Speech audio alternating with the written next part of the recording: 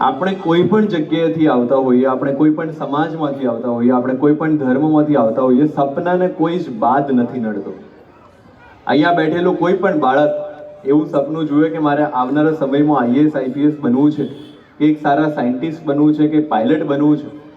તો એ સપનાને કોઈ જીએસટી નથી અને એ સપનું જોતા એને કોઈ અટકાવી નથી શકવાનું. તમે વિચારો, એક ગરીબ ઘરમાંથી આવતો દીકરો કે જેને સમાજના કહેવાતા ઉચ્ચ વર્ગે એવું કીધેલું કે તું ભણવો તમારો અધિકાર નથી અને તમે ભણી નહીં શકો, શાળામાં વર્ગખંડમાંથી બેઇજ્જત કરીને બહાર મોકલી દેવાનું, ગાડાવાળો ગાડામાંથી ઉતારી દે જ્યારે એને ખબર પડે કે આ એક દલિત સમાજમાંથી આવતો દીકરો છે અને એ જ્યારે સમગ્ર સંઘર્ષોમાંથી પાર ઉતરીને પોતાના પરિવારથી દૂર જઈને વિદેશ ભણવા જાય છે, દીકરાઓ બીમાર છે, ઘરનો ખર્ચો કઈ રીતે પહોંચાડવો એ ખબર નથી, પણ એકમાત્ર લક્ષ્ય કે વિદ્યા અભ્યાસ. અને એ વખતે કદાચ ડૉક્ટર બાબા સાહેબ ભીમરાવ આંબેડકરની પાસે જેટલી ડિગ્રી હતી ને એટલી ભારતમાં કોઈની પાસે નહોતી.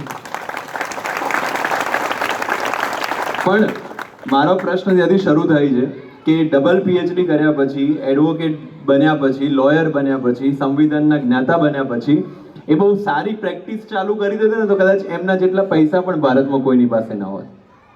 પણ એ મેળવેલા જ્ઞાનનો, એ સમાજે આપેલી તકનો અને પોતાને મળેલી તકનો ઉપયોગ કરીને પોતાના જેવા એવા અસંખ્ય યુવાનો કે જેમને પોતાના સપનાઓ સુધી પહોંચતા